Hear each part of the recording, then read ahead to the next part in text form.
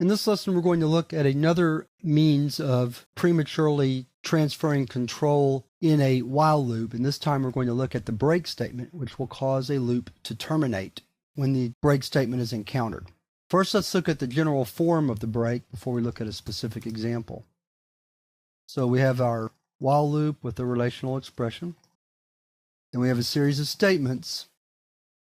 Then most likely we'll have a condition which, if true, will lead us to want to break out of the loop altogether.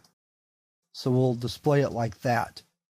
And then more statements to execute, perhaps, if this relational expression is false. So again, what happens is that the loop executes normally unless this if statement or the relational expression of the if statement returns true, and then the break is executed and control is transferred to the first statement after the while loop.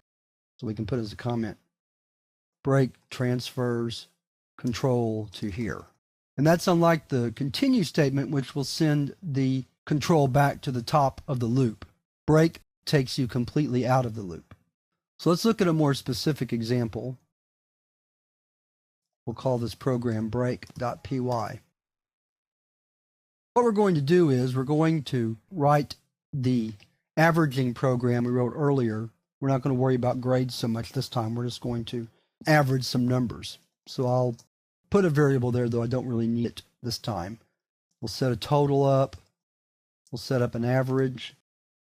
And then we'll also set up a count to keep track of how many numbers we're entering. So then we'll say while true.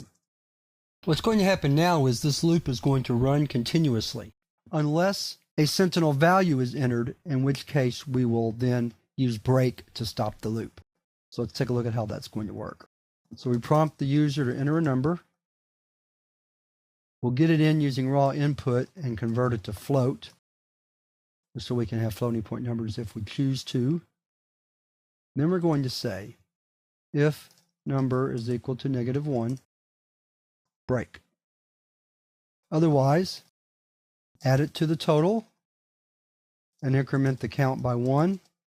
And that will take us back to the top of the loop. And then when we're finished, we compute the average divided by the count and then print the average. So again, what will happen is if the number we enter is -1, then control will transfer from inside the loop to the first statement after the loop, which is where the average is calculated. So let's exit and save. And let's give it a try here. Oops, I didn't do that right. Break.py. There we go. We have a little syntax error. So let's go back into the program. Our syntax error is right here. I left off this closing parenthesis for the whole print function. Very common to do when you're typing. I'm looking at this, as I'm typing this parenthesis, I'm seeing that parenthesis as the match, when of course that's the match for this parenthesis. So I need a second closing parenthesis to fix it up. There we go. Let's clear the screen. Try it again. That's much better. Let's do some very easy calculations. So here I enter -1. -1 triggers the break. So we break out of the loop and we compute the average. Let's run it one more time with just some random numbers. That's going to really mess our average up. That's going to mess it up even more. And so there's our average. So again, break can be used anytime some condition occurs that necessitates ending the loop at that point. I wouldn't recommend writing this program in the style I've used here. I just used this style for demonstration purposes. You are better off writing this program the way I did earlier in the chapter, but I wanted to demonstrate how break works with a familiar example. With that, we're ready to leave these topics of how to prematurely transfer control out of a loop and look at a very common use of loops in programming, and that's processing text files.